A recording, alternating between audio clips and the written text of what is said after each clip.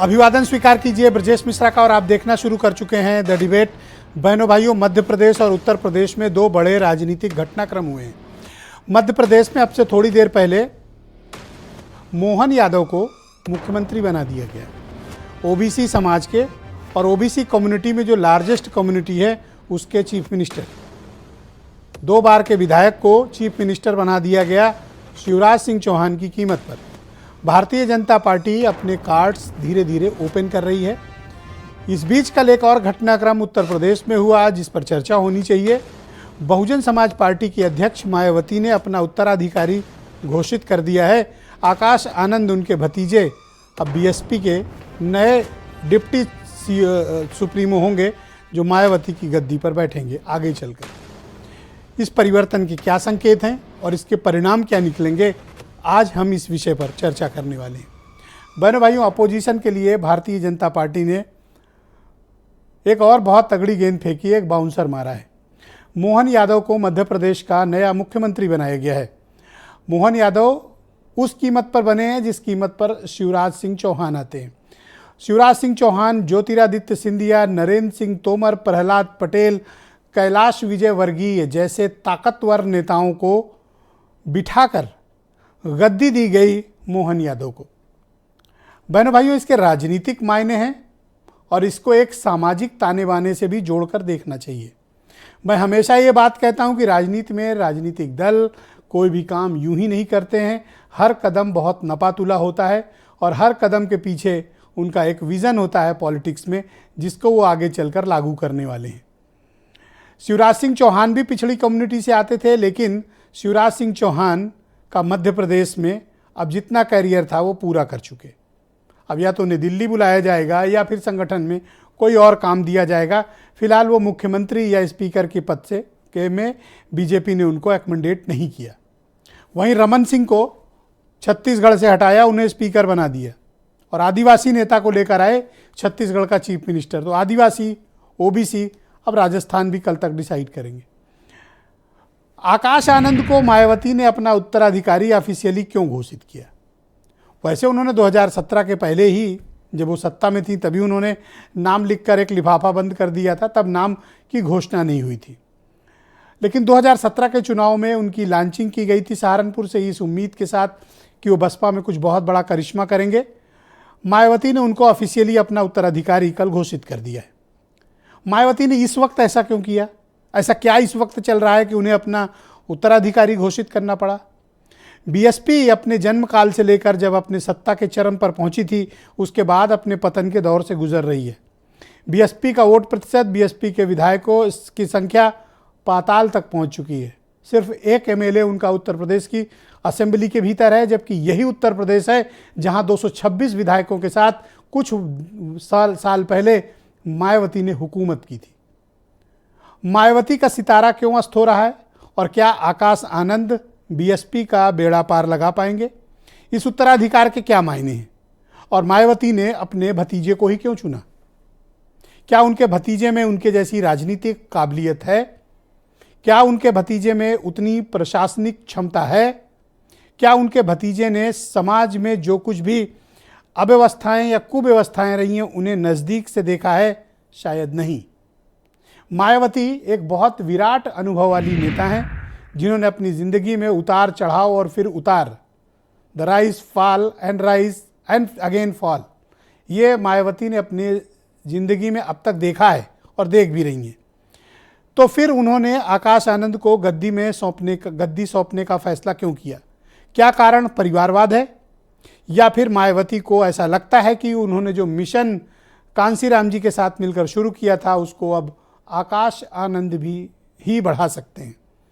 इन कारणों की विस्तृत समीक्षा की आवश्यकता है, क्योंकि जातीय जनगणना के जिस मुद्दे को लेकर विपक्ष ने पूरे देश में एक माहौल बनाया था वो इन चुनावों में चला नहीं, उतना कारगर नहीं रहा। ऐसे में बीजेपी को ये समझ में आ गया कि मुद्दा भले नहीं चला लेकिन कास्ट सेंटिमेंट्स लोगों के दिलों में है। उसको कैसे मीट आउट करना है? उनको लीडरशिप देकर या उनको सरकार में नेतृत्व देकर या हिस्सेदारी देकर, चाहे वो आदिवासी हों, शेड्यूल्ड कास्ट हों या फिर ओबीसी हों। इस पॉलिटिकल मूव को बहुत ध्यान से समझने की जरूरत है कि अब उत्तर प्रदेश, मध्य प्रदेश या उत्तर भारत की राजनीति में इन दो जो सामाजिक परिवर्तन हुए हैं राजनीति की दिशा में, उसके मायने क्या हैं, उसका आने वाले चुनाव में जो अपकमिंग पार्लियामेंट्री इलेक्शन है उसमें इंपैक्ट क्या पड़ेगा, इस पर विचार करने की, मंथन करने की आवश्यकता है। इसलिए मैंने आज ये डिबेट आमंत्रित की है। आप कुछ स्टेटमेंट सुने, फिर इस डिबेट को हम आगे बढ़ाएंगे। सोनिया बहन जी ने जब उत्तराधिकारी बनाए तो वो जहां भी चाहेंगी वहां भेजेंगी, जहां की वो जिम्मेदारी, जहां लगेगा कि यहाँ उनकी आवश्यकता है वहां वो जाएंगे। पूरे देश में हम लोग और पूरे देश के लोग पलके बिछाए बैठे हैं। युवा नेतृत्व उनको मिला, उनको नेता मिला है, तो लाखों कार्यकर्ता बहुजन समाज पार्टी के जो युवा है उनमें जोश है। ऐसा तो है नहीं कि उनके पास केवल आकाश आनंद जी ही श्रेष्ठ कार्यकर्ता है। बड़ी पार्टी है तो बड़ी संख्या में उनके पास अनुभवी, योग्य और श्रेष्ठ कार्यकर्ता रहे होंगे, और उनकी जो क्षमता है उस क्षमता केवल यही है, उनकी सिद्ध विशेषता यही है कि वो मायावती जी के परिवार की व्यक्ति है, और उन्होंने भी अपनी विरासत को बढ़ाने का काम आकाश आनंद जी को दिया है। ये कहीं ना कहीं परिवारवाद को बढ़ावा देने वाली राजनीति का ही। काशीराम जी ने, जिन्होंने पूरी मेहनत की, पैदल चलकर, साइकिल चलकर, चला करके एक पार्टी बनाई, उन्होंने बाद में मायावती जी को अपना उत्तराधिकारी घोषित किया। वो इस तरह के बारे में क्या सोचते थे, ये उनका अपना अंदरूनी मामला है और ये मायावती जी का अपना अंदरूनी मामला है। देखिए, मुझे लगता है कि ये बहुजन समाज पार्टी का इंटरनल मामला है। हम आकाश आनंद जी को शुभकामनाएं दे सकते हैं और हम पूरी आशा रखते हैं कि जो काशीराम जी का मिशन था उसको वो आगे बढ़ाएंगे। निश्चित रूप से वो एक नवयुवक हैं और नए कंधों पे मुझे लगता है वो भविष्य है शायद उस पार्टी का, और उनको ये जिम्मेदारी दी गई है, तो मुझे लगता है कहीं ना कहीं अच्छी बात है। बहनों भाइयों, इस राजनीति के एक व्यापक कैनवस पर एक बेहतरीन पैनल के साथ आज डिबेट को हम आगे बढ़ाते हैं। मेरे साथ डॉक्टर लालजी प्रसाद निर्मल हैं, पूर्व मिनिस्टर हैं और अभी इस वक्त एमएलसी हैं, अम्बेडकर महासभा के अध्यक्ष हैं और दलित समाज के जाने माने लीडर हैं। उदयवीर सिंह समाजवादी पार्टी के प्रवक्ता हैं, सुरेंद्र राजपूत कांग्रेस के प्रवक्ता हैं, आसिम वकार एमआईएम के राष्ट्रीय प्रवक्ता हैं और सतीश प्रकाश जी दलित चिंतक मशहूर, और वीरेंद्र सिंह जी हमारे स्टेट हेड। आप सभी का स्वागत और धन्यवाद इस परिचर्चा का हिस्सा बनने के लिए। सतीश प्रकाश जी, कार्यक्रम की शुरुआत में आपसे करना चाहता हूं और मेरा पहला प्रश्न है आपसे कि बीएसपी के मूवमेंट को आगे बढ़ाने के लिए आकाश आनंद को ही क्यों चुना मायावती ने? उनके पास विकल्प तो और भी हो सकते थे। आरोप लग रहा है ये तो परिवारवाद को बढ़ावा देने की बात हुई।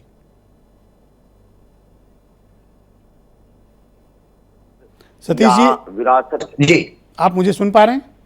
जी जी, मैंने आपको प्लीज गो अहेड। नहीं, देखिए ब्रजेश जी, मेरा कुछ मानना थोड़ा इतर है। इसको परिवारवाद से जोड़ना या विरासत से जोड़ना या उत्तराधिकार से जोड़ना, इससे थोड़ा सा हमको अलग हटके सोचना चाहिए। आकाश आनंद भी एक युवा है और बहुजन समाज पार्टी में पिछले 4-5 साल से वो काम कर रहे हैं। तो ऐसी स्थिति में चूंकि वो बहन जी के परिवार से आते हैं तो ये कोई राइट नहीं है कि उनको राजनीति में आगे बढ़ने का मौका। मेरी आवाज इको हो रही है सर? हाँ, मैं सुन रहा हूं, आप बोलते रहे, मैं ठीक कराता हूं जी। नहीं, मेरा कहना यह है, देखिए इसको, क्योंकि देखिए पीसी में अगर आप देखेंगे, अगर बहन जी ने जो पीसी की है उसमें कहीं भी उत्तराधिकार जैसी बातें, जैसे शब्दों का प्रयोग नहीं किया गया है, और उन्होंने ट्विटर हैंडल पे जो प्रेस विज्ञप्ति जारी करी है उसमें कहीं भी उत्तराधिकार जैसे शब्दों का प्रयोग नहीं है, और उन्होंने जिम्मेदारी दी है। और ये आकाश आनंद जी, देखो 2-3 चीजें आप ध्यान रखेंगे। बहन जी की पॉलिटिक्स को अगर आप ध्यान रखेंगे, लगभग बहुजन समाज पार्टी ने 27 राज्यसभा मेंबर दिए और बहुत सारे उन्होंने। सतीश जी, मैं आपसे कहना चाहता हूं कि कोई भी राजनीतिक दल जब चलता है तो उसका जो टॉप लीडर्स होते हैं उनका एक करिश्माई व्यक्तित्व होता है, उनकी एक पर्सनालिटी होती है, एक ऑरा होता है। आकाश आनंद उस ऑरे को क्या अचीव कर पाएंगे जो मायावती और कांशीराम का रहा है? इसलिए मैं कह रहा हूं कि इसको लेकर काफी चिंता जताई जा रही है। नहीं, देखिए आकाश आनंद जी अभी सीखने की स्थिति में, और देखिए सीखेंगे क्या से? दलित पॉलिटिक्स को देखेंगे, दलित लीडरशिप को देखेंगे, दलित मूवमेंट को देखेंगे। दलित मूवमेंट में नेता विरासत से नहीं बनता या उत्तराधिकार से नहीं बनता। दलितों के जो भाई साहब, उन्होंने तो अभी उत्तराधिकारी घोषित कर दिया ना। सर, दलित मूवमेंट में जो लीडर्स पैदा होते हैं या दलित पॉलिटिक्स में जो लीडर्स पैदा होते हैं वो सड़क के रास्ते से पैदा होते हैं। बहन जी ने उनको एक मौका दिया है, संघर्ष करने का एक मौका दिया है, और हम सब लोगों को इस बात की उम्मीद करनी चाहिए। देखिए बिना परीक्षा के अगर हम परिणाम घोषित कर देंगे तो ये कहीं ना कहीं उनके साथ भी बेईमानी होगी। सिर्फ मेरे 6 हिसाब साल से का उनका पॉलिटिकल कैरियर है, उनके हिस्से में कोई ऐसी मेजर पॉलिटिकल विक्ट्री भी नहीं है।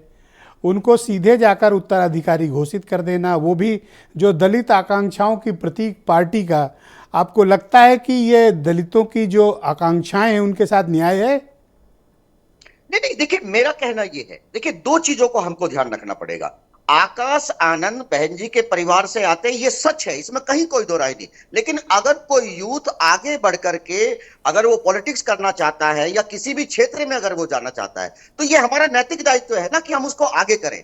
रही बात ये कि वो उसमें सक्सेसफुल होंगे या नहीं नहीं, मैं उनकी काबिलियत पर प्रश्न चिन्ह नहीं उठा रहा हूं। मैं ये कह रहा हूं कि इस काम का और इस दायित्व का निर्वहन करने के लिए पार्टी में और लोग भी हैं जो ज्यादा बेटर परफॉर्म कर सकते थे।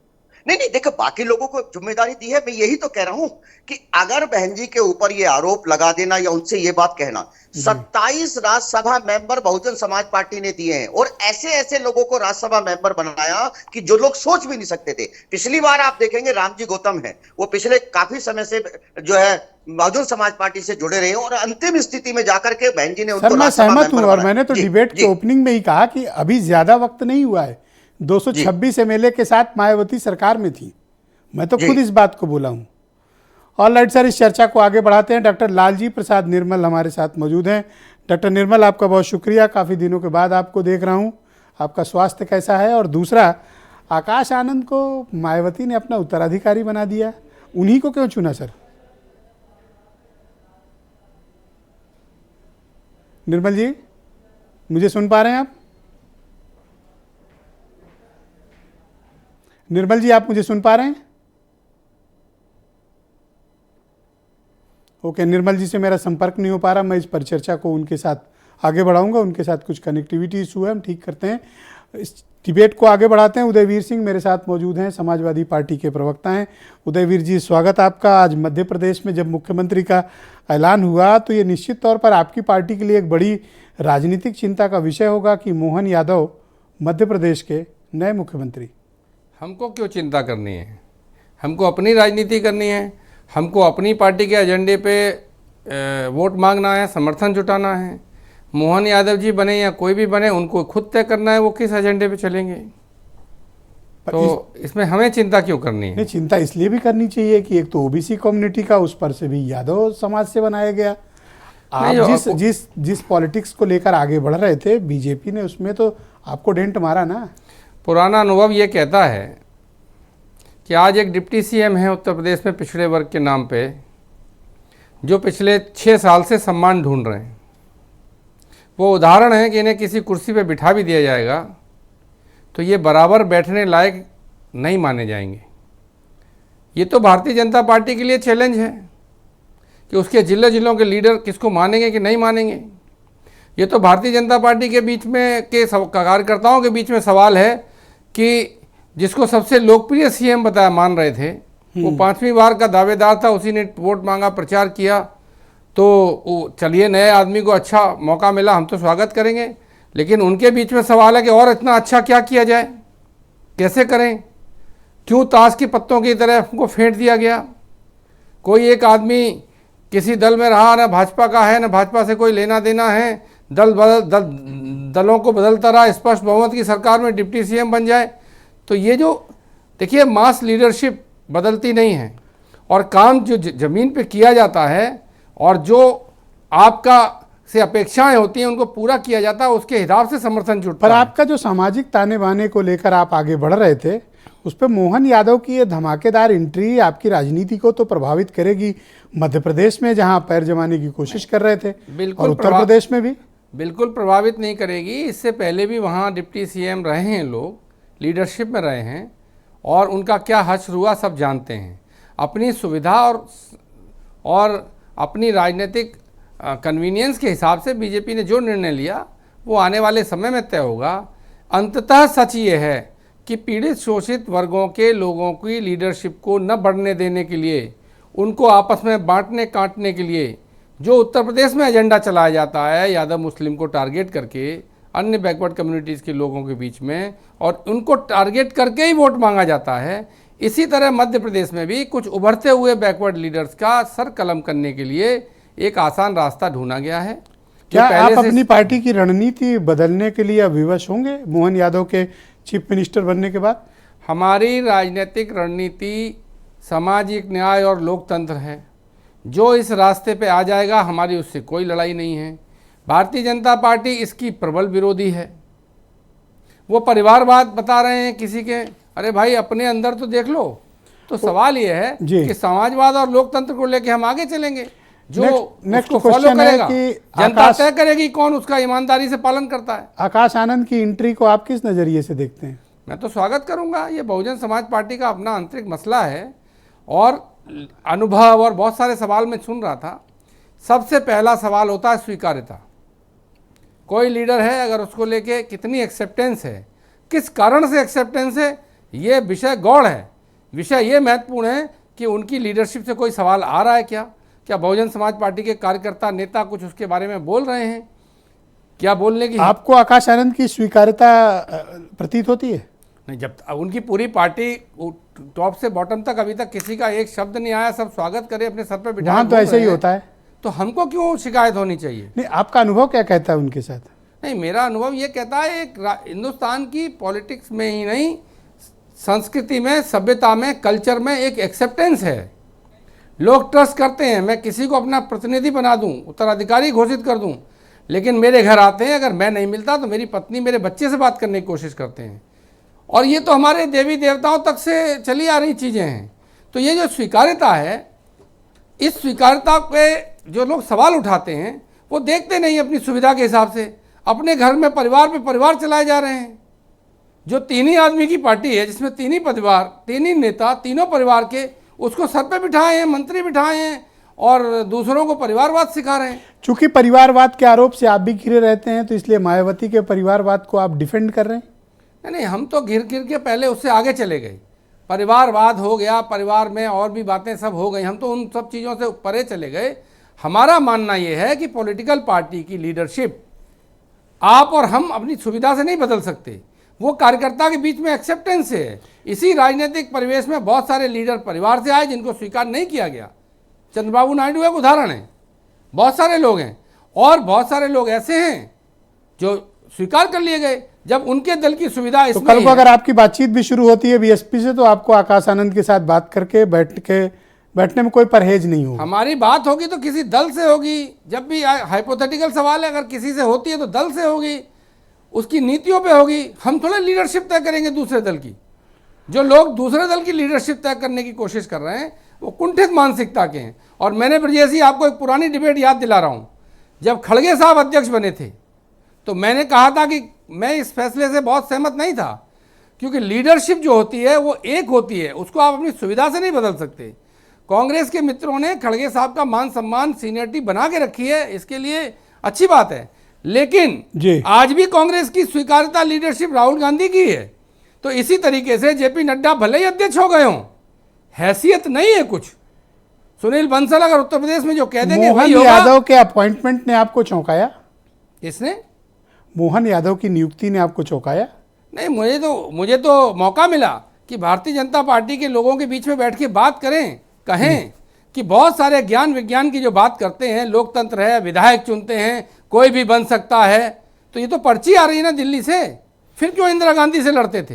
मैं डॉक्टर लालजी प्रसाद निर्मल को आमंत्रित करता हूं। डॉक्टर साहब, आप कैसे हैं? आपका स्वास्थ्य कैसा है? बहुत दिनों के बाद आपको देख रहा हूं। मेरा पहला प्रश्न है कि आकाश आनंद ही मायावती के उत्तराधिकारी क्यों होंगे सर?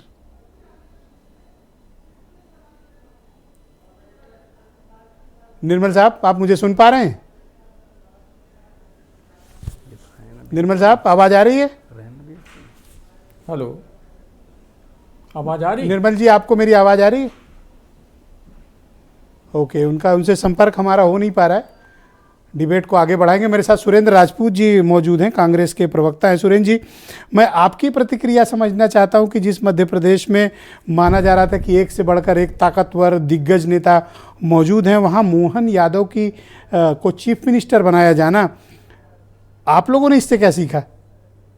देखिए, दो तीन चीज़ें बड़ी स्पष्ट हैं ब्रजेश जी। पहली बात तो ये है कि मुद्दों को भरमाने का काम भारतीय जनता पार्टी बखूबी करती है और आखिरी मोमेंट पर अपने मुद्दों को भरमा देती है। मुद्दा यहाँ पर देश के सामने जाति जनगणना है।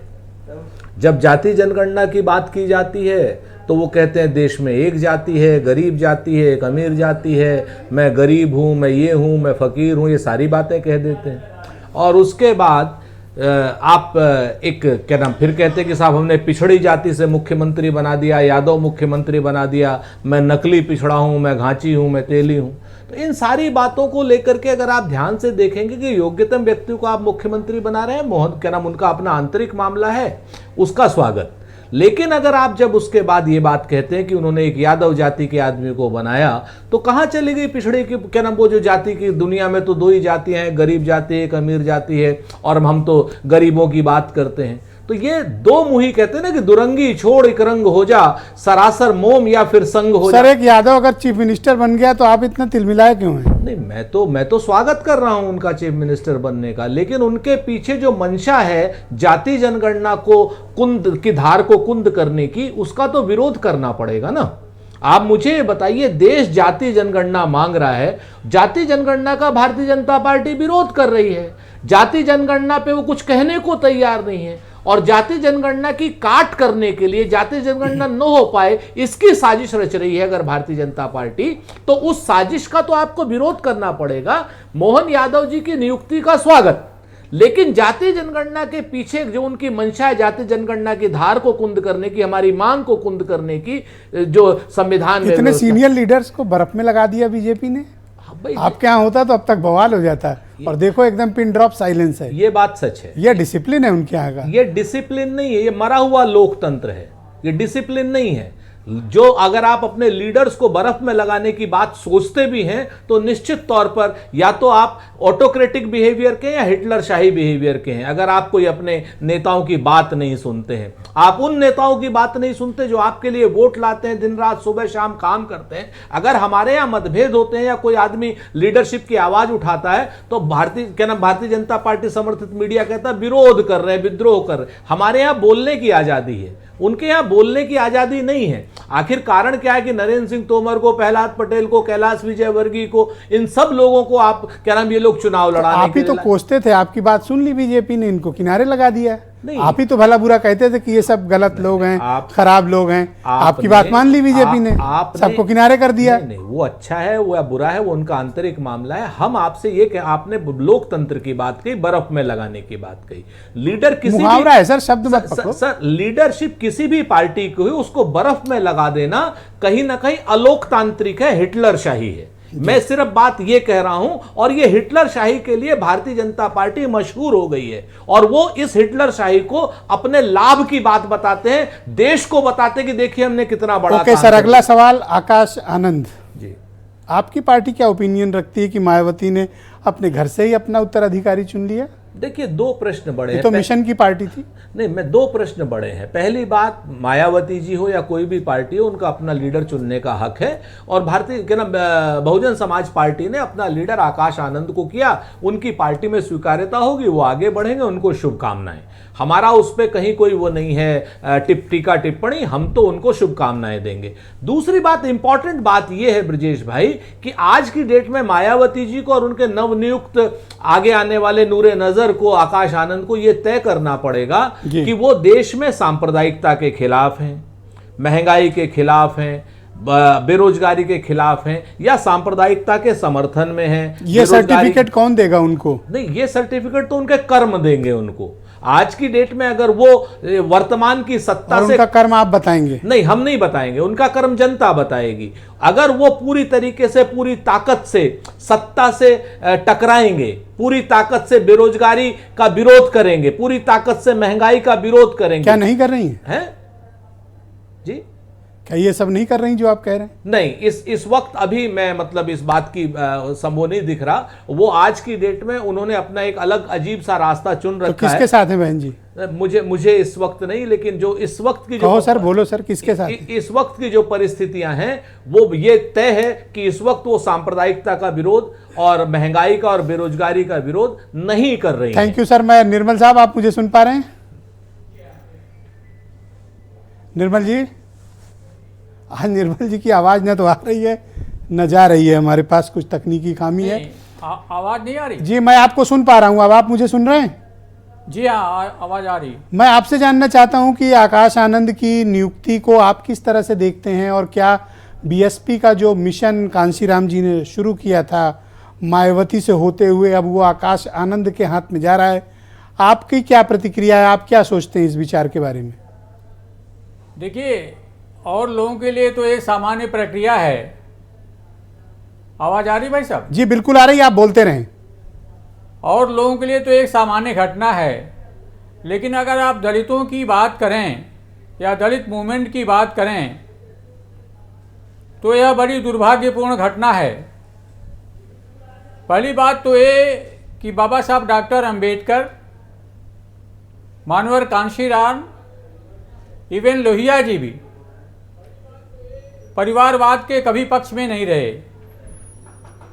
बाबा साहब डॉक्टर अंबेडकर के परिवार से कोई व्यक्ति आगे नहीं आया। कांशीराम जी ने अपने परिवार को तरजीह नहीं दी। और आपको याद होगा ब्रजेश जी, वर्ष 2007 में मायावती जी ने लखनऊ में एक रैली में कहा था कि मेरा उत्तराधिकारी मेरी जाति से होगा और वह मुझसे 20 वर्ष छोटा होगा, किंतु वह मेरे परिवार का नहीं होगा। और मायावती ने अपने आप को झूठा साबित करके अपने सगे भतीजों को उत्तराधिकारी बना दिया। आखिर आकाश आनंद में ऐसी कौन सी मेरिट थी जो देश के तमाम मिशनरीज दलितों में नहीं थी? आकाश आनंद दलित दर्द की एक वेदना भी कभी सहन नहीं किए होंगे। और इतना बड़ा दलित आंदोलन, कांशीराम जी का इतना बड़ा मूवमेंट एक ऐसे व्यक्ति के हाथ में दे देना जिसने कभी दलितों के लिए एक जिंदाबाद मुर्दाबाद भी न किया हो, जिसने अस्पृश्यता क्या होती है उसको जाना भी न हो, जिसने दलित आंदोलन के बारे में पढ़ा भी न हो जी, उसको पूरा नेतृत्व दे देना, ये दलित आंदोलन का दुर्भाग्य कहा जाएगा। और ये कुल मिलाकर के देखिए, ये बसपा को बचाने के लिए नहीं, मिशन को बचाने के लिए नहीं, बल्कि जो मायावती ने जो दौलत का पहाड़ खड़ा किया है उसको सेव करने के लिए उन्हें उत्तराधिकारी बनाया गया है। और वो तो ये आरोप भी झेल रही हैं, और इस डिबेट में भी मैंने देखा कि उन पर ये आरोप लग रहे हैं कि आप जिस पार्टी से संबंधित हैं, आप बीजेपी में हैं, वो बीजेपी की को सपोर्ट करती हैं, बैकडोर से उनकी मदद भी करती हैं, ऊपर से आप ऐसी कड़वी बातें भी उनके लिए बोल रहे हैं। नहीं देखिए, मैं एज ए दलित एक्टिविस्ट में आपको बता रहा हूं, जो दलित महसूस कर रहे हैं उसकी मैं अभिव्यक्ति कर रहा हूं। एक भी दलित चिंतक का, एक भी दलितों के बीच से कोई ऐसी आवाज़ नहीं आई जिसने कहा हो कि नहीं आकाश आनंद को गलत चुना है? नहीं, आम दलितों में ये प्रतिक्रिया आ रही है, सोशल मीडिया पे भी आ रही है, बहुत कायदे से आ रही है कि ये चयन जो है वो हित में नहीं है दलित आंदोलन के। ऑलराइट सर, हमारे साथ जुड़े रहिएगा। इस कार्यक्रम में मेरे साथ आसिम वकार भी मौजूद हैं, MIM के राष्ट्रीय प्रवक्ता हैं। वकार साहब, आपका शुक्रिया। ये जो मध्य प्रदेश और उत्तर प्रदेश में ये पॉलिटिकल चेंजेस हो रहे हैं OBC और शेड्यूल्ड कास्ट की पॉलिटिक्स में, इसमें आप क्या पाते हैं कि इनके पॉलिटिकल मूव के राजनीतिक कारण क्या हैं? सर, एक शेर से शुरुआत करूंगा। हाँ बिल्कुल। एक जगह बात हो रही थी कि जो शासक गुलाम होता है, शासक भी है और गुलाम भी है, वो उसके हाथ में कुछ नहीं कर सकता, तो उसको अगर आपको पेश करना हो, उसकी तस्वीर बनाना हो तो कैसे बनाएंगे? तो एक शायर बैठे तो उन्होंने कहा कि न जाने किसकी बनाई हुई ये तस्वीरें हैं, ताज सर पे है मगर पाँव में जंजीरें हैं। मध्य प्रदेश और छत्तीसगढ़ आपके सामने मिसाल है। एक आदिवासी, एक बैकवर्ड, और राजस्थान से महिला आएंगी, क्योंकि अभी महिला बनाना बाकी है और दलित बिरादरी से भी कोई नहीं आया है। तो राजस्थान में महिला कंफर्म करिए, देखिए, ये जो आपने मध्य प्रदेश और छत्तीसगढ़ का मिसाल दी कि ये बनाया, देखिए भारतीय जनता पार्टी को ऐसे लीडर चाहिए हैं जो 10 साल बस रहें और 10 साल, हाँ 10 साल 15 साल के बाद उनको रिप्लेस कर दिया जाए किसी और से। भारतीय जनता पार्टी का मानना यह है, मोदी जी का मानना यह है कि लोकल में किसी के नाम पे वोट नहीं पड़ा, जो कमल है उसके ऊपर पूरा पूरा एक अधिकार मोदी जी का, उनका मानना यह है। दूसरी बात, निर्मल जी को सुन रहा था मैं निर्मल जी ने बड़ी मतलब शिद्दत से हमला किया आकाश आनंद साहब पर, बहुजन समाज पार्टी पे, मायावती जी पर। मुझे अच्छा लगा। आप बता रहे हैं निर्मल जी कि आप दलित समाज के लिए आप काम करते हैं। सर, भारतीय जनता पार्टी की एमएलसी शिप से इस्तीफा दे देना चाहिए था आपको। क्यों दे दें? बीजेपी ने दलितों उनको पे सम्मान पेशाब दिया किया गया सर, हाँ? दलितों पे पेशाब किया गया। कितनी आवाज उठाई आपने, कोई वीडियो दिखाइए आप निर्मल जी मुझे आप अपना, कि आपने किसी दलित पर हुए अत्याचार के खिलाफ भारतीय जनता पार्टी के खिलाफ आवाज उठाई हो। नहीं उठाई सर। देखिए, दलितों के ऊपर निर्मल जी प्लीज वेट, पहला राउंड है सर, उनको कंप्लीट कर लेने दें, मैं आपका जवाब लूंगा, आप नोट कर लें उनका सवाल। मैंने देखिए आपकी पूरी बात सुनी। हाँ, आप बोले, मैंने रोक दिया उनको। अब मैं चाहता हूं कि जब अगली बार आपका नंबर आए तो जो दलितों पे पेशाब किया गया था उसके खिलाफ जो आपने बयान दिए हो वो वीडियो जारी कीजिए। यहां भारतीय जनता पार्टी से इस्तीफा देना चाहिए था सर आपको, एमएलसी तो बिल्कुल दे देना चाहिए था। देखिए, आकाश आनंद साहब बनाए गए हैं उत्तराधिकारी, मैं उनको अपनी शुभकामनाएं पेश करता हूं, मेरी दुआएं उनके साथ हैं, वो आगे कामयाब नेता बने, कामयाब पॉलिटिशियन बने, ये मेरी शुभकामनाएं उनके साथ। सर, दुआ ही कर सकते हो, अब तो वोट काटने लायक भी नहीं रह गए। नहीं सर, वो बात नहीं हो रही है। बहुजन समाज पार्टी इस वक्त जहां खड़ी है वहां उनको एक ताकतवर लीडर चाहिए था। क्यों? आकाश तो ताकत, कितने ताकतवर साबित होंगे तो जनता बताएगी, आगे आने वाला चुनाव बताएगा, जब उनके लीडरशिप में कोई चुनाव लड़ा जाएगा। अच्छा, इन दोनों सीतर एक सवाल है जी, ये तेलंगाना में कांग्रेस ने तो आपके साथ कांड कर दिया। नहीं, कोई कांड नहीं किया सर। जितने लोग मैदान में होते हैं उनमें से एक जीतता है और बाकी हारते हैं। बताइए मुझे कोई ऐसा स्टेट बताइए जहां पे तीन पार्टी आपको बाड़े में बंद कर दिया सर तेलंगाना में। नहीं, मुझे एक स्टेट बताइए जहां 3-4 पार्टियां लड़ी हों, सबके मुख्यमंत्री बन गए हों। बनेंगे तो सर एक ही। बताइए, अब यही सवाल आपने मुझसे पूछ लिया। मेरे तो रेवंत रेड्डी साहब को शुभकामनाएं हैं कि बढ़िया 5 साल चलाएं सरकार, और जो किसी ने नहीं किया वो करके दिखाएं। अब आपके लीडर का स्टेटमेंट नहीं आता कांग्रेस, राहुल, इन सब के खिलाफ, कोई डर का माहौल है? सवाल पूछिएगा तो जरूर आएगा सर। आप भी नहीं बोल रहे हो। मैं बोल तो रहा हूं, अब क्या करूं? रेवंत रेड्डी साहब को जनता ने जिता दिया है तो क्या जाके मैं उनको पकड़ के टांगों तो खींच लूं कि नहीं मैं बनने नहीं दूंगा? पूरे कैंपेन में कर रहे हैं बड़ा एग्रेसिवली कैंपेन आपकी पार्टी ने वहां किया था, अब घिघी बंधी हुई है इसलिए पूछ रहा हूँ। नहीं, आपको लग रहा है घिघी बंधी हुई है, अब आपके हिसाब से क्या करना चाहिए हम लोगों को? चलिए बताइए। नहीं तो बोलना चाहिए था ना। क्या बोले? आपके अध्यक्ष तय करें क्या बोलना है। तो आप मैं उनको शब्द या विचार तो नहीं दे सकता। आप बताइए तो मैं अध्यक्ष जी से बताऊंगा। ब्रजेश भाई ने कहा आप तो जवाब दो ना कि आप क्यों सन्नाटे में हो। मैं कहां सन्नाटे में हूं? तो बताइए ना। मैं शुभकामनाएं दे रहा हूं वहां पे। मुझे लग रहा है आप अपने दिल की बात हमसे कहलाना चाह रहे हैं। मैं क्यों? आप अपनी बात कहो ना। हमें ऐसा ही लग रहा है कि आप अपनी तकलीफ हमसे बयान कराना चाह रहे हैं। आप क्यों नहीं बोलते हो?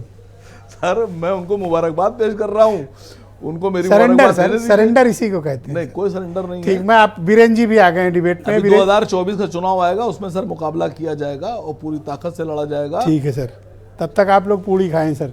बीरेन जी को लाया जाए डिबेट में। बीरेन जी, आकाश आनंद को उत्तराधिकार देने के पीछे आप कारण क्या मानते हो? और दूसरा, ये मोहन यादव वाला दांव जो चला है बीजेपी ने, इसका यूपी में कोई इम्पैक्ट पड़ेगा? देखिए, जो सियासत है देश की या उत्तर प्रदेश की, जिसमें परिवारवाद, भाई भतीजावाद, ये सब एक जुमला है खाली, क्योंकि कोई नेता इसको मानता नहीं है और ना अपने पर इसको लागू करता है। ये सबसे पहले बात आरोप लगता था मुलायम सिंह के परिवार पर कि परिवारवाद है, बहुत बड़ा परिवार है, लालू, मुलायम, ये लोग लगते थे। लेकिन अब मायावती ने भी, वो इकलौती बची थी, उन्होंने भी अपने भाई और भतीजे पर पूरी पार्टी को आगे बता दिया कि वही लेकर जाएंगे। तो ये साफ है कि कोई भी सियासत बिना परिवार के नहीं चल पा रही है किसी भी पार्टी के। एक और आप संयोग देखेंगे कि उत्तराधिकार का भी एक दौर है देश की राजनीति में। कांग्रेस में राहुल आए, समाजवादी पार्टी में अखिलेश यादव और बहुजन समाज पार्टी में अब आकाश आनंद। लेकिन ये एक महज तीनों का संयोग भी आप देखिए कि ये तीनों विदेश में पढ़े हुए हैं, राहुल भी, अखिलेश भी और आकाश भी। और अब ये लोग सियासत की पिच पर हैं।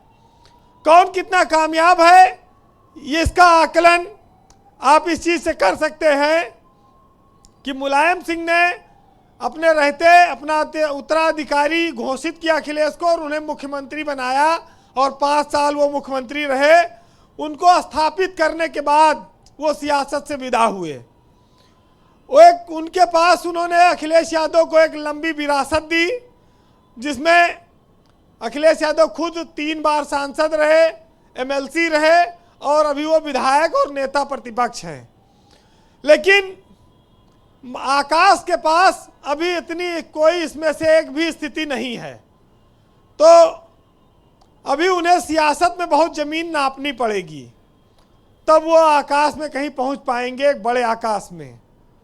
ब्रजेश जी, मायावती के सामने संकट यह है कि उत्तराधिकारी तो उन्होंने घोषित कर दिया, लेकिन उनके पास एक विधायक है, ना वो अभी एमएलसी बना सकती हैं, ना राज्यसभा मेंबर बना सकती हैं।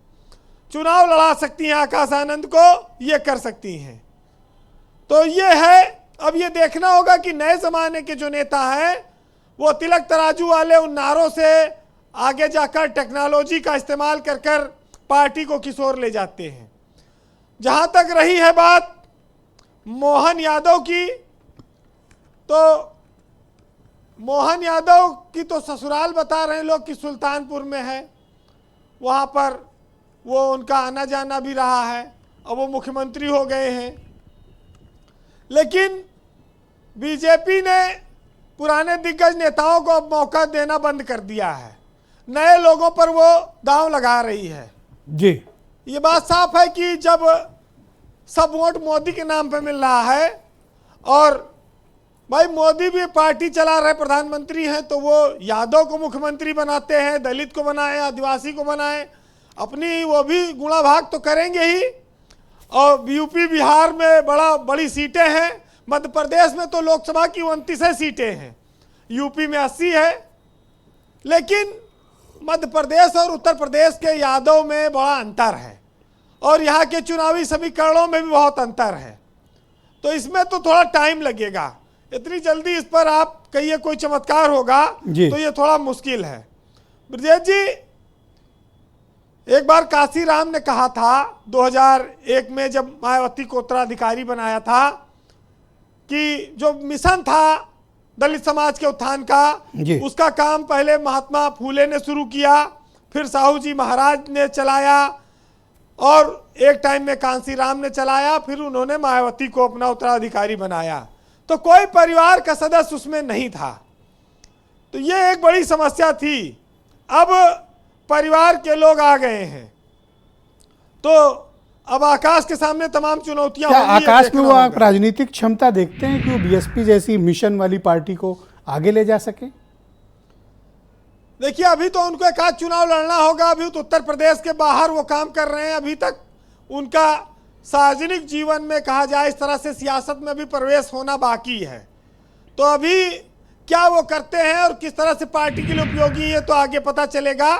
जिस तरह से राहुल गांधी या अखिलेश यादव आज देश की सियासत में आगे जा चुके हैं, अभी उनको एक पार्टी के क्षेत्रीय पार्टी के तौर पर अभी उनको बहुत काम करना है। ब्रजेश जी, ये जरूर है कि मायावती का भी एक दौर था, लेकिन इज्जत, शोहरत, नाम, ये सब हमेशा एक जैसे नहीं रहते हैं। सबका एक दौर होता है, जो आज है वो कल नहीं होगा। तो ये सब आनी जानी चीजें चलती रहती हैं, लेकिन इतना जरूर है जी कि कुनबा बढ़ाते रहना चाहिए, वक्त बेवक्त वही काम आता है। अगर कुनबा बढ़ाने पे कहा जाए तो एक छोटा सा चुटकुला सुना दूं कि एक बार एक बाबा जी थे, उनके पास एक महिला आई, उसने कहा बाबा 10 साल हो गया शादी, मेरे एक भी बच्चे नहीं हैं।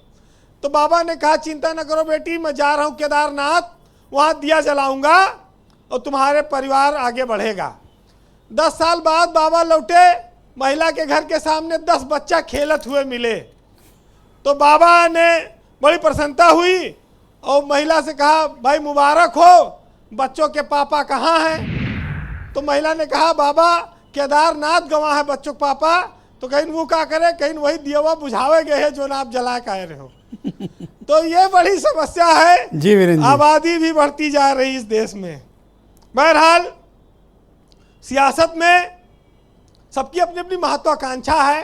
कोई स्टेट में पावर में आना चाहता है, कोई केंद्र में पावर में। सब कहते हैं कि हमारे बिना सरकार नहीं बनेगी, लेकिन युवाओं के हाथ में टेक्नोलॉजी है, शिक्षा है, विदेशी शिक्षा भी है, और ये लोग आगे ले जाएं देश को, इस उम्मीद से चीज़ें चल रही हैं।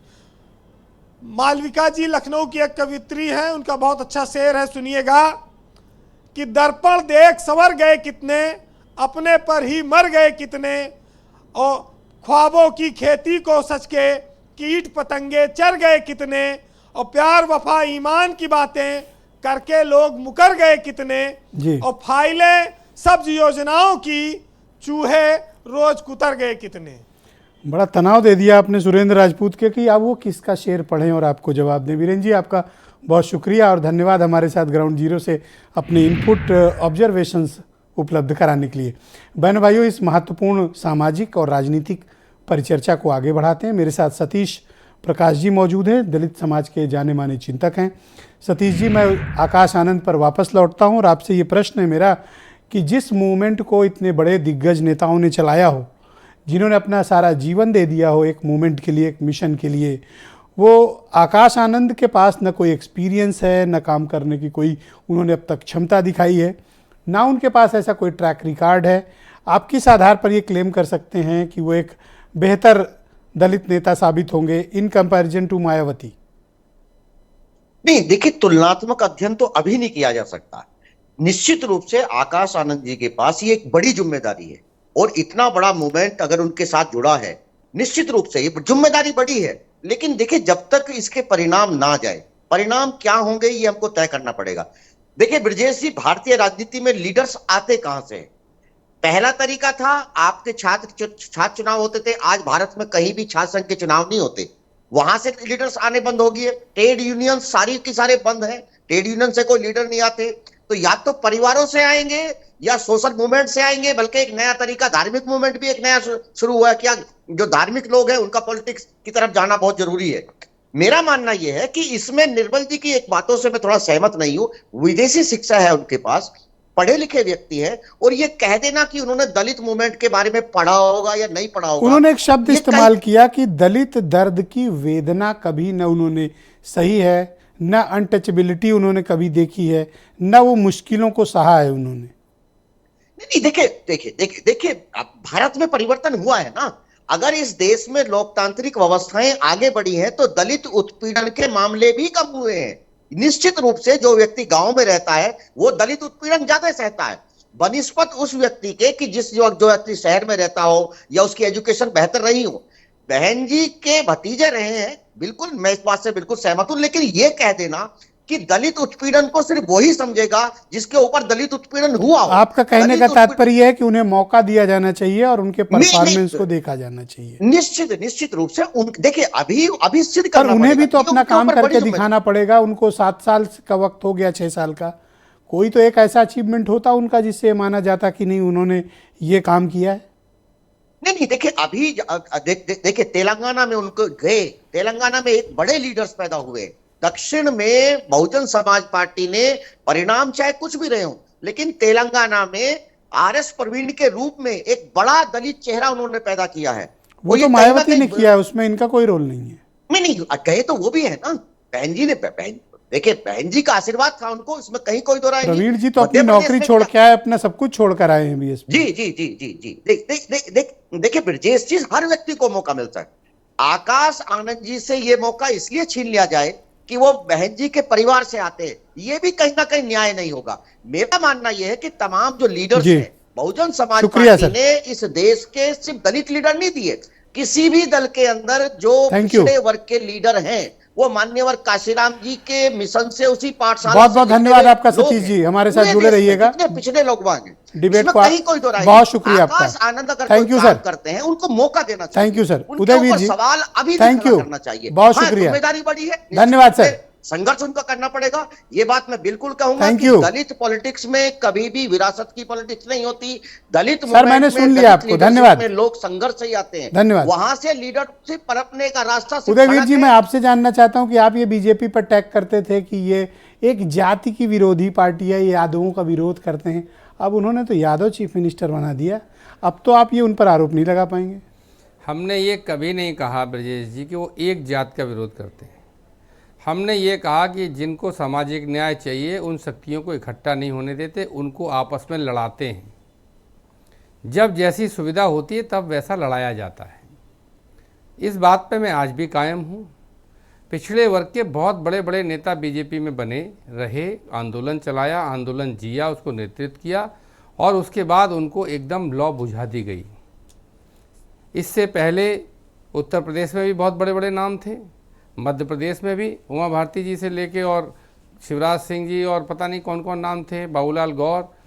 उत्तर प्रदेश में भी आप देखें किसी ज़माने में विनय कटियार जी से लेके कल्याण सिंह जी तक बहुत लोग थे, लेकिन सबका हश्र वही हुआ।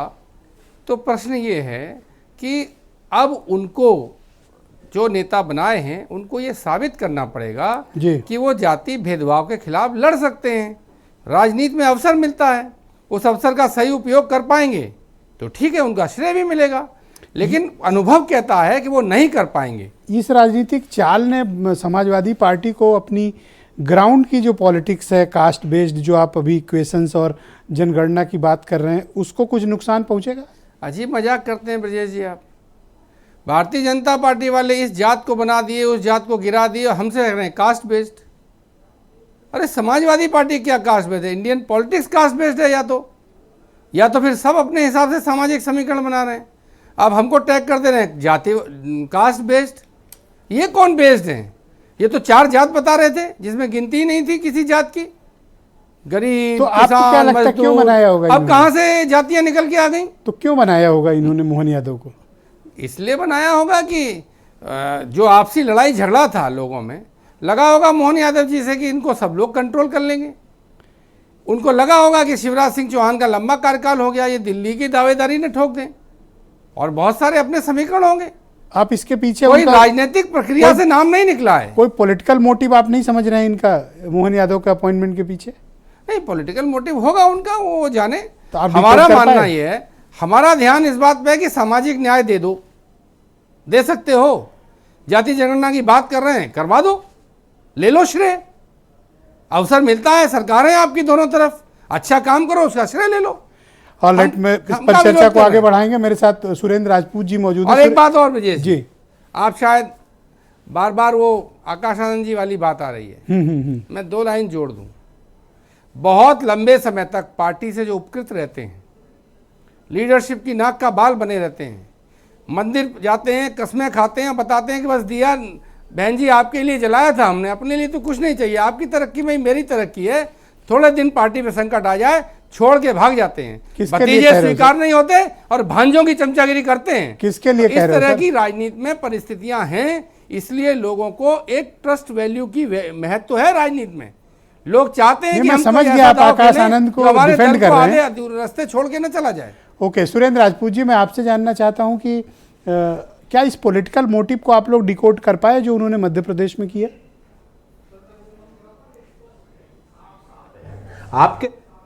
मैंने आपसे पहले भी कहा कि जाति जनगणना की धार को कुंद करने की बात है। जाति जनगणना पर लोग प्रश्न न उठाएं। शिवराज सिंह चौहान जी की जो 29,000 घोषणाएं हैं उनको आप किनारे कर दें। लोगों को जो देना है वो देना ना पड़े। आज की डेट में पूरे देश में ये बताएं कि हमने ये पिछड़े वर्ग का बना दिया और मैं नकली पिछड़ा हूं, मैं घांची जाति का हूं, मैं मोदी जी से कहा कि मोदी जी को पिछड़ा घोषित कर दो। तो आज वो जो है ये सारी चीजों को करके जातीय जनगणना की जो धार है उसको कुंद करना चाहते हैं, जो हमारे पिछड़े समाज की पूरे देश की आवाज है उसको दबाना चाहते हैं, विषयांतर करना चाहते हैं, मूल मुद्दों से तो भटकाना आप कैसे इसको हैंडल करेंगे फिर? ये तो एक पॉलिटिकल क्राइसिस है आपके लिए। जनता के देखिए, ये पॉलिटिकल क्राइसिस नहीं है। सच बात ये है कि अगर आप विभ्रम की स्थिति पैदा करते हैं ना, कहते हैं ना कि रात भर का है महमा अंधेरा और किसके रोके रुका है सवेरा, जो तेरा है वही गम है मेरा, किसके रोके रुका है सवेरा। पूरा जो इंडिया का गठबंधन है, तो 5 सेकंड दे दीजिए, पूरा जो इंडिया का गठबंधन है, सबके सब सारे के सारे दल पूरे देश के पिछड़े समाज के साथ खड़े हैं और जातीय जनगणना के पक्ष में। थैंक यू सर, इस पर डिटेल डिबेट फिर करेंगे। तो आपको इसको लेकर के इसमें विभ्रम की आपके बाकी विचार सम्मिलित करेंगे, तो उसको हम नहीं मानेंगे। निर्मल जी, ये कुछ आपसे सवाल हुए थे, आसिम वकार ने किए थे। देखिए ब्रिजेश जी, उत्तर प्रदेश में दलित उत्पीड़न का एक बड़ा लंबा इतिहास रहा है। आपने देखा होगा, कांग्रेस का रिजिम भी देखा होगा, समाजवादी पार्टी का रिजिम भी देखा होगा। दलितों के ऊपर बलात्कार, हत्याएं, उनकी ज़मीनों पर कब्जा। लेकिन जब से भारतीय जनता पार्टी सत्ता में आई है, आप देख रहे हैं कि कई घटनाएं जौनपुर में हुई, इधर मुजफ्फरपुर में हुई, मुजफ्फरनगर में, तो उन पे तत्काल रासुका लगाया गया। उसका परिणाम क्या हुआ कि इस प्रकार की घटनाओं पे विराम लगा, और अगर कहीं भी किसी प्रकार का कोई उत्पीड़न हो भी रहा है तो उस पर तत्काल प्राथमिकी दर्ज होती है। तो आप आसिम वकार से क्या कहना चाहते हैं? तत्काल कार्रवाई होती है। तो ये कहना कि दलित उत्पीड़न हो रहे हैं, ये बिल्कुल स्वीकार्य नहीं है। योगी आदित्यनाथ जी के रिजिम में, उनके कार्यकाल में दलित खुश है और दलितों की जमीनों पर कब्जे नहीं हो रहे हैं। अब नहीं हो रहा है सर, कुछ नहीं हो रहा है सर। नहीं, बिल्कुल दलितों के जमीनों पे अब कब्जे नहीं हो रहे हैं जी। दलित उत्पीड़न जो सांघातिक हमले हुआ करते थे उस पर पूर्ण विराम थैंक यू सर, थोड़ा वक्त का अभाव है सर। मैं सांघातिक हमला नहीं हो रहा है। थैंक यू सर, इतना आपका जवाब सुन के आसिम वकार का गला रुंध गया है। बताइए वकार साहब।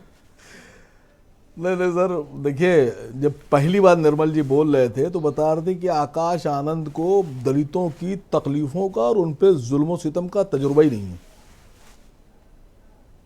और खुद ही अब कह रहे हैं कि कोई जुल्म ही नहीं हो रहा है, जुल्म सितम खत्म हो गए एक लाइन में। तो निर्मल जी, मतलब मेरी दुआ है आपके साथ कि आप जल्दी ठीक हो जाएं। नहीं, दलितों पर ही जुल्म नहीं हुए हैं, पूरा माफिया खत्म हो गया उत्तर प्रदेश से। अरे सर, बात तो सुन लीजिए। गुंडई खत्म हो गई। अरे बात तो सुन लीजिए। आप ये देखिए ना, बोलिए वकार साहब। अपहरण नहीं हो रहा है साहब, वो जवाब दे लें सर। 20 सेकेंड अनइंटरप्टेड, बस 20 सेकेंड ओनली। हो गया, जो आपने कहा वो भी लोगों ने सुन लिया, जो मैंने कहा वो भी सुन लिया, वो आकाश आनंद साहब ने भी सुन लिया, वो बहन जी ने भी सुन लिया। क्या? देखिए, एक बात तो बड़ी मजेदार है सर, बहुजन समाज पार्टी में आकाश साहब बनाए गए हैं। एक बात तो कन्फर्म है सर, बहुजन समाज पार्टी में कोई भी व्यक्ति स्थायी नहीं। कब, कहां, किस वक्त किसको निष्कासित कर दिया जाए ये पता ही नहीं सर। लेकिन इस बात की गारंटी है कि नए जो उत्तराधिकारी बैठा के मैं नहीं होंगे। समझाइए बात। नहीं, ये निष्कासित नहीं आती, ये परमानेंट है सर, इनको कोई निष्कासित नहीं कर सकता। थैंक यू सर, ये क्वालिटी है सर। शुक्रिया, बहुत बहुत धन्यवाद। मैं आप सभी का बहुत आभार प्रकट करता हूँ इस महत्वपूर्ण चर्चा का हिस्सा बनने के लिए। और बहनों भाइयों, आप सबका भी बहुत बहुत धन्यवाद कार्यक्रम को देखने के लिए। नमस्कार।